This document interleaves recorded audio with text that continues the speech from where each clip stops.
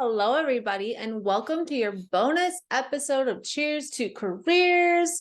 I am very excited because I'm going to do a rapid fire bonus episode, I guess, to go into our annual reviews episode that I could not get all of it into one session because of my very stressful Zoom situation. So I'm going to release this bonus episode so I can answer your questions. Like I said, I had a bunch and I was like really wanting to make sure I answered them. So this felt like the best way. So I'm going to go ahead and just get into it. Hopefully you have listened to the episode so you have a little bit more context, because some of them I will refer back to the episode. But yeah, let's fucking get into it. Hold on, gotta take a sip. Okay, question numero uno: how do I prepare for my annual review? I already answered this in the actual episode in detail, but short version: do a self-evaluation of yourself. Make sure you fill out a form or something so that you can actually give yourself a real evaluation for your performance over the year. Set clear goals of how you want the meeting to go or what you want to talk about, and make sure that you truly reflect on what you want as an individual that is professionally developing. What do you want out of your career? What were your likes and dislikes over the year? So really reflect on the past and your future and figure out how you want that meeting to go. And make sure you take notes. Always have notes. Number two, what should I include in my self-evaluation? For this, I would say that you really need to make sure that you showcase your accomplishments. Anything that you did that was like a huge project and you crossed over the finish line, that one you have to highlight. If you saved the company money, if you came up with a really great idea that the company ended up implementing, those are great. Highlight the strengths that you have, the fact that you are like probably an employee that they don't need to worry about. Those types of things are great. I also think it's super crucial that you identify areas that you need to improve on. So when you fill out that appraisal form or you fill out whatever it is that you're working on as your structure, when you're ranking yourself and you are being honest with yourself, if there's areas that you know you need to improve on, make sure you're rating yourself legit, and then come with that information. Be like, here's kind of where I'd rate myself with communication. I know that I have room for improvement on this. This is something I want to focus on heavily for my 2024 goals. Here's some things that I came up with that I can do to help me be better with this. Do you have any ideas yourself as my supervisor that like I can also implement, or are there things that you have noticed in this area that you want me to make sure that I'm paying attention to? They are going to want that information. They will love that you're highlighting these things and you came with a strategy rather than you're looking at them like, I need to improve on this, help me, I'm poor. So yeah, be honest, be specific, and really, really self-evaluate yourself. Like, there's nothing wrong with that. This is what you're here for. Number three, when is the right time to ask for a raise during the annual review? So we kind of went over this also in the episode, but you need to be strategic with that. It depends on how the conversation's going. It depends on who you are as an employee. It depends on your company structure when it comes to these things. So you really need to be strategic with that. But typically it'll come after you are done discussing the year, discussing your performance, your accomplishments, any of your future goals. Sometimes in my experience, we have talked about future goals and like getting specific on that after discussing what my pay increase is going to be. I personally don't think it matters. I would say if you discuss the future goals first, that does give you the opportunity to be like, so if you want me to hit these targets, these are the steps I'm going to have to take to make sure that I can do this for the company. And with that, I expect this X number. And I think I'm worth that. So yeah, be strategic with that. Also listen to the episode. It goes into that a little bit more. And then number four, how can I prove that I deserve a raise? I don't know if you guys have noticed a common theme that's trending here, but all of these really tie into each other. So you can prove that you deserve a raise by highlighting your achievements, highlighting your responsibilities that are additional, highlighting the things that you have done that contributed to the team's success, things that you've grown, with, things that you've done to improve, all of those types of things. Highlight yourself and the things that you've accomplished, the projects you've closed. So those are the things that prove you deserve a raise. If you're just doing the bare minimum for your job, you look at your job responsibilities list and it's like, you just do them, but you're not doing additional things. Like as an employee, you should always be doing additional things. So taking on additional opportunities will always give that extra leverage you need to deserve a raise. Sometimes you'll get a raise if you're just basic because of like inflation, like we as companies have to give raises if we're underpaying for the market. So like we would just give it to you because we need you to stay. But if you really want to fight for a raise and prove that you deserve it and you want to keep climbing that ladder, you have to be doing these additional things. Number 5, what if my supervisor disagrees with my request for a raise? Well, that fucking sucks. No, really, it does though.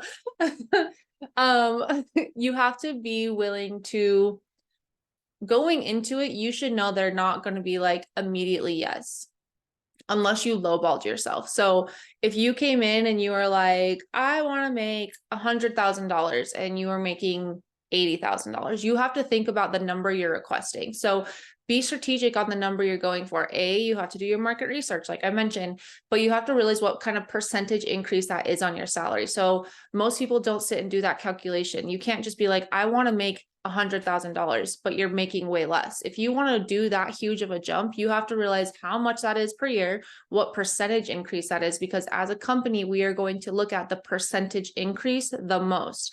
The number itself is fine, but we will be like, that's a 30% increase. That's a 15% increase. Like companies don't just go throwing out increases that high. In a year, you will likely get max 10% if it's like a thriving fucking company and you are severely underpaid and you've like outperformed. So you need to realize that percentage increases aren't going to be huge. So look at what that looks like. So go into it already having this information, have your number, and understand that if they immediately agree, you probably lowballed yourself. And that's something you're going to be like, fuck, now you have to backpedal and figure out how to have a different conversation. If they say immediately yes, be like, wait, maybe I'm changing my mind because maybe I lowballed myself. So did you have a number in mind? I rarely like to go first. Some dickhead supervisors will make you go first. I never will do that to my people. If they are asking for a raise, I'll be like, do you have a number in mind? And if they have a number in mind, I will let them. And it's okay to just like ask them, because I never want to dictate stuff, like if they ask me, if they're like, I would like to know what you think or what you're willing to pay, those types of things, then I'll just start and then we'll have the negotiation and conversation. So really it depends on your supervisor, it depends on your research, but if they give you an immediate yes, then maybe you should be like, actually, you said yes too quick. Can we have a conversation around this? And then expand from there. But you need to listen to concerns that they have about why they can't pay that. If they need additional information as to why they're saying they can't give you that, and you're like, oh, actually, I have done these things. I am worthy of this raise. That's when I talked about in the episode of like having your supporting evidence to support your request. Print off the market research.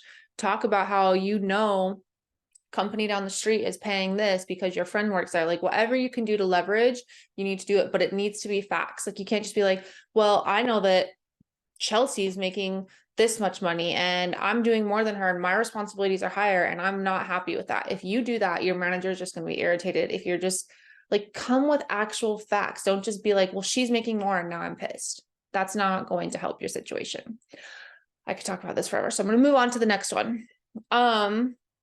How do I number 6, how do I handle feedback, especially if it's constructive criticism or not constructive criticism? Dun, dun, dun. First of all, if you can't handle constructive criticism, that's a self-development area that you need to work on. If your supervisor can't handle constructive criticism, they need to handle that too. If you are having a hard time with constructive criticism, that's a reflection of how you're feeling about yourself and the work that you need to do within yourself. So if it's actually constructive, you should be able to take a minute and have a self-evaluation, have some self-awareness, take a minute, take a beat, man. Like Dang, I think I actually just tried beets for the first time the other day and it was really good. If you're wondering. But anyways, take a beat and like be like, thank you for that information. Like, I'm a little bit thrown off. I'd like to take some time to think about that before I immediately respond, but I appreciate you providing me with this information. You do not have to immediately rebut yourself. You do not immediately have to defend yourself. Like, take it in, self-evaluate, ask if you need time to be like, okay, I thank you for that information. If I need some time to think about this, if I have stuff that I want to discuss further, I'll come talk to you again at another time. But like, take the information in, receive it, process it, do not immediately respond, do not defend yourself. But you need to be able to have that openness and you need to have that maturity to be able to do that, express your willingness to learn and to grow and to develop, and show them that you're willing to take that seriously. If it's not constructive and it's not a fact, those are very different conversations. So if it's not constructive, you have to remember that that's probably more on them than it is on you. If they're just like saying stuff that's totally off base, that's when you prepared for this meeting. You have evidence, you have actual facts that you can present them with. And if they say that, you can be like, everything that I just highlighted does not reflect what you just said to me. So I'm a little bit confused about where this is coming from. Can we discuss this more? Because sometimes people are just dicks and they want to make you feel like shit. Maybe your supervisor is threatened by you, or their best friend works in your department and hates you. And so they want to make you feel like shit. So I would really use the preparation and information that you put together and ask them like, okay, this doesn't reflect like all the things that I was feeling. And so it sounds like I have this different understanding of what I'm providing to the company than you're receiving. Can we break this down and talk about it more? So you have to then be the more mature person. If it's facts and it wasn't constructive, again, you have to be willing to just let it come in. Do not argue with them. Do not try and defend yourself. Take it for what it is. Have that self-evaluation. So I don't know, I could go on forever about that, but it's important to break it down, to understand it and address it and fix it for the next year. Number 7, what development goals should I set for the upcoming year? I would say set goals that align with your personal objectives, but also the company objectives. So if you still want to be there and you have these career goals that you want to have, like figure out what those are and come up with ideas of like, here's an area, here's a gap that I'm noticing in our company. Here's a gap I'm noticing in our department. I would love to be the person that fills this, and figure out what you could do to fill it. Come with ideas. Maybe they'll take them, maybe they won't, but they will love that you did that. But yeah, make sure that you focus on what skills you can enhance for the next year to, again, leverage yourself for this conversation again next year so you can continue to get that money. So yeah, I would say when you do that self-evaluation too, and I'm telling you to like rank yourself honestly, and there's a skill that you're like, yeah, I'm actually kind of failing in this. I need to pay more attention to my direct reports. I'm not giving enough leadership. I'm not giving enough this. Once you notice that in your self-evaluation, use that to identify your areas for improvement that can be part of your development goals for the next year. So use the things that you're weak on and use that as your leverage to enhance for the next year. But again, also identify areas in your department or your team or your company that you know you can provide value, and use that as a goal as well with ideas. You always need to come with an idea. Number 8, how do I navigate salary negotiations during the review? Okay, kind of already talked about this, but it's super crucial that you understand what the industry rates are. It's crucial that you understand how big your company is. I know that there are companies out there paying a fuck ton of money for the things that I do. It depends on your company that you currently work in and your years of experience and the county you live in and the state you live in and all of these things, your actual performance. So like, I know that you're going to look and be like, in New York, they're making this. Well, yeah, New York's cost of living is a lot different than Utah. So use this information smart. Use it to be tactful in your conversation. Use it and find the information. So like I was saying, Glassdoor has information on it. You can put where you live. You could look on, I think it's like I don't know, I can't remember what it is officially. It's like in Utah, it's called like Workforce Services. They have pay rates published for job positions and stuff, but like look at different job postings on LinkedIn. Like go and see what jobs in Utah are hiring for in your role and use that information. Look at how big the company is, you know? So like these are types of things that you have to do some serious research on, and figure out how to articulate your value, negotiate collaboratively. Like I mentioned on the episode, you guys are a team. They should want you to get more money. You should want to get more money. You should be figuring out together how you can increase yourself to be better for the company and so that you can be successful. Like if you're going to dedicate your life to them, they should want you to be successful. But yes, you have to be prepared and you have to be mature in these conversations. But if you don't have facts and you didn't prepare, you're going to start scrambling. You're going to talk about Tina from accounting who gets paid this and you're pissed about it. Like you have to be prepared. Otherwise you start like blubbering nonsense and then it's going to piss them off and you're not going to get the money you deserve. Sorry, I get very passionate. Number 9, what if my supervisor doesn't acknowledge my achievements during the review? This sucks. It really does. And I would encourage you to say something about it. You don't have to. That's just me because I'm ballsy and I'd be like, it's hard for me to stay motivated when I don't feel like what I'm doing is good enough for you. I just highlighted all of these things. And I don't really get encouragement. I don't get like, hey, good job. My personality types need this type of recognition, whatever that looks like for you. But if they're not willing to acknowledge your achievements, you got to figure out how to bring attention to them about your accomplishments, which you already did if you followed my guide. And then you also have to tactfully talk to them about how you're a bit bothered by the fact that they're not acknowledging it and it's making you less motivated. It's making you wonder if the company values you XYZ. And then you have the evidence, you know, like you finished this project. Like, I don't know, like it's not that hard if you prepare and if you're ready to have that conversation. And it's okay to tell them you need feedback. It's okay to tell them you are always worried about your performance, even though you know you're crushing it. Like you need that validation. If you need validation from them, tell them. Number 10, should I bring up career advancement opportunities during the review? 1000%. 1000%. You should always be discussing this whenever you can, especially in a review. Like I said, if you're talking about like your goals for the next year, you should be asking what opportunities are there that you see as my supervisor that I can take advantage of. Here's what I would like to do. Here's my career goals. How can I make this align with our company? Express interest in advancement. You have to seek guidance for this from your supervisor because you don't sit in the meetings that they sit in, and you can have ideas of gaps that you see, but it also needs to align with what you want. Do not just go chasing money. You have to be passionate about the actual job.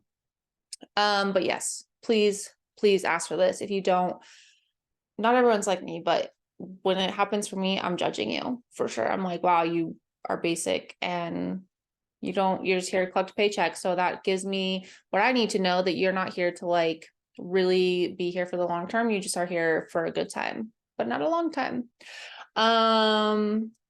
Okay. Where am I? Got lost. Number 11, how do I ensure positive and productive review discussion? I mean, everything I've just said, literally everything.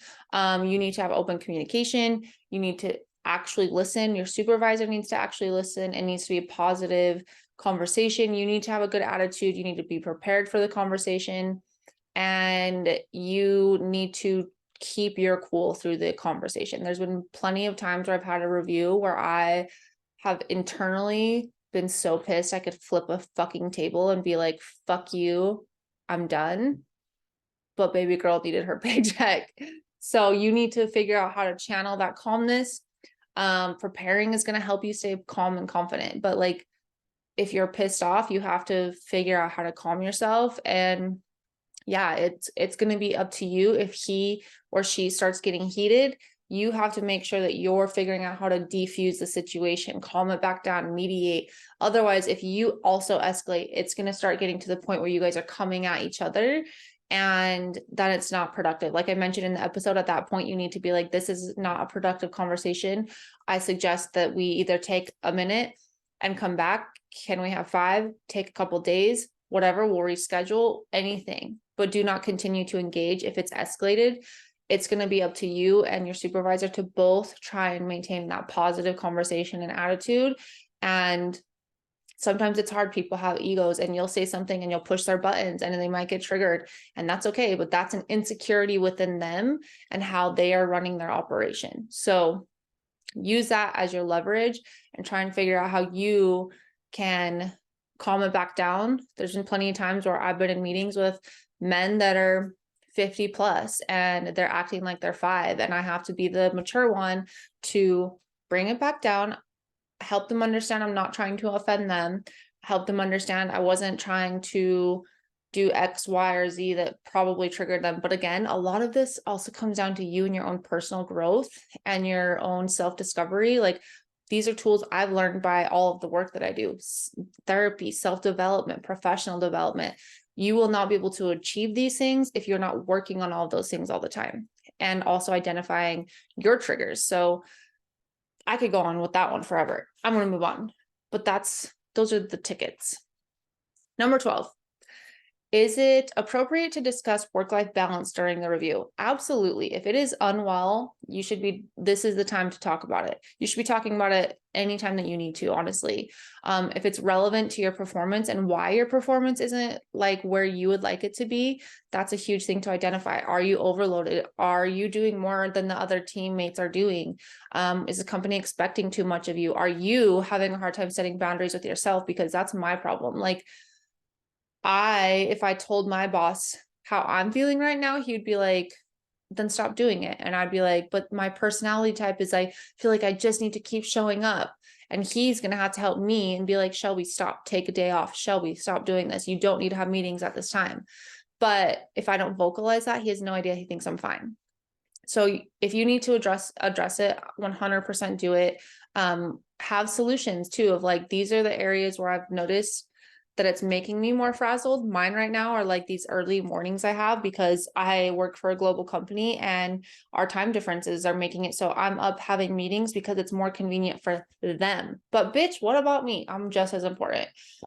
So those are areas where you can have those conversations, and come with the solutions and considerations that you're needing. So it's okay to ask for these things. It's okay to ask for help. It's okay to highlight if you're doing more than others are doing and the company needs to evaluate workloads, anything like that. If you need your boss to help you set those boundaries, or they need to help check somebody else who's not respecting your boundaries, that is a conversation that your boss 1000% should have for you. Or if you're confident enough and don't have a problem doing it, you can do that yourself. I was really good at this when I first started working at the company, because I had just come from a place that didn't respect any boundaries, literally zero. And I was really good at it, and it's quickly gone downhill. Not quickly, that's a fucking lie. I'm gonna give myself more credit and have a sip of wine. It did not quickly go downhill, but the last month, I would say, I have gotten really, really loose on those boundaries. I know why, but I'm not going to share it here. Anyways, number 13. Should I talk about or highlight a mess up or area I did something wrong? I say totally. This is part of your performance. This is something that happened within the year. It's okay to have this conversation and not beat yourself up aggressively. It's okay to need to talk to them about it and be like, this happened and I've been stressing the fuck out over it. I'd really like to talk about it. One thing that I would say too is, it comes down to your performance. This is something that impacted your performance, and it's okay to be like, I know that this is something that impacted my performance. I did X, Y, and Z that caused X, Y, and Z. Trust me, I'm just as upset as probably you guys are. I've been beating myself up like crazy. If you haven't been beating yourself up like crazy, then that's another fucking conversation. But say that and let them know, like, here's some things I've identified to help make sure that I don't do this again, because I don't want this to happen. And then help them see that, like, I've worked through some things that I can do to change to make sure this doesn't happen again. Here's some support I might need from you to make sure this doesn't happen again.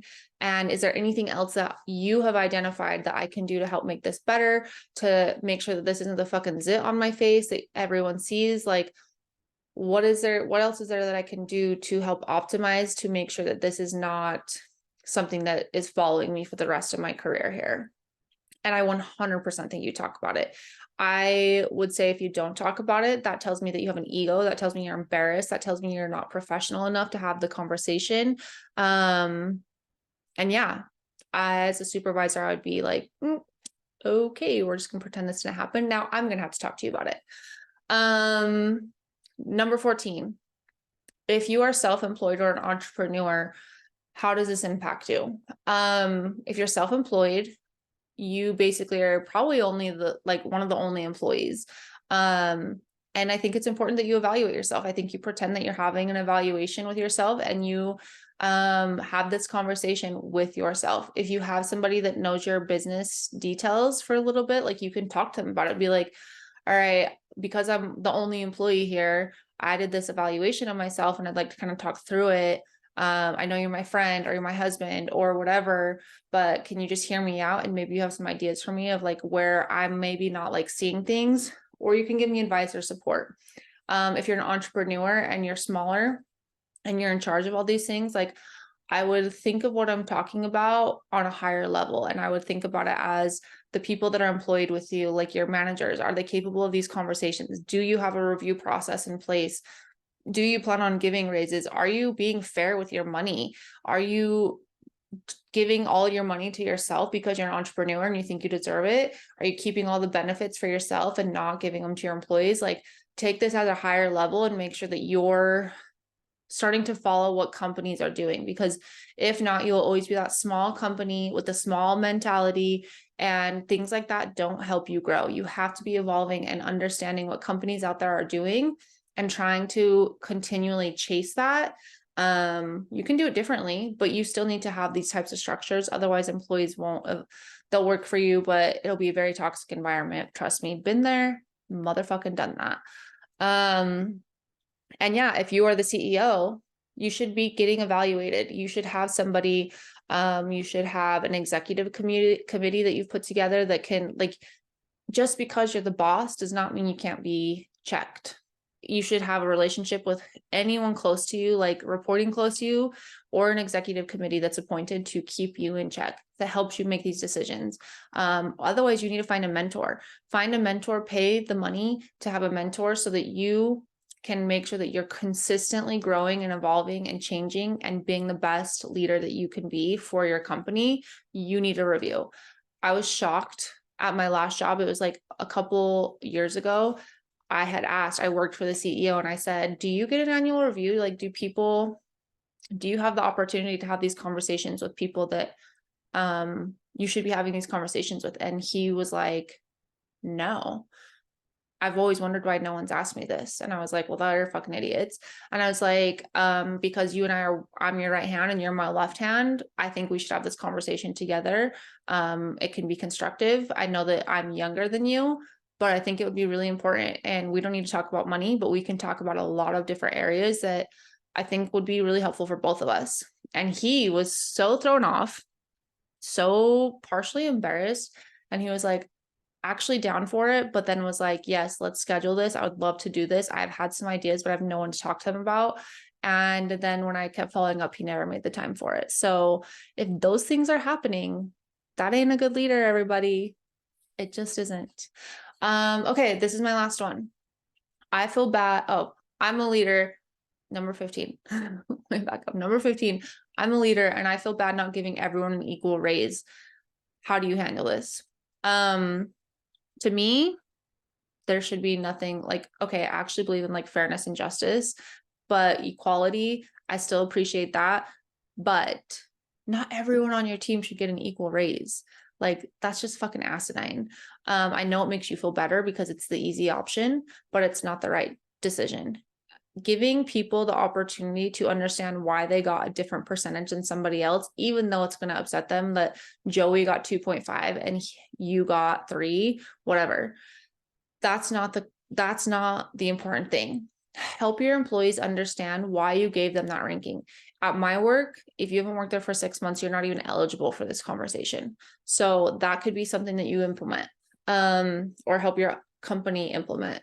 But yeah, if I need to rank somebody and only give them a 1% and I give someone else a 3% and it doesn't matter how long they've been there, that is because of performance. So this is your opportunity as a leader to say, I want to help you understand why you were put into this, why it was why I gave you 1%, whatever the conversation is.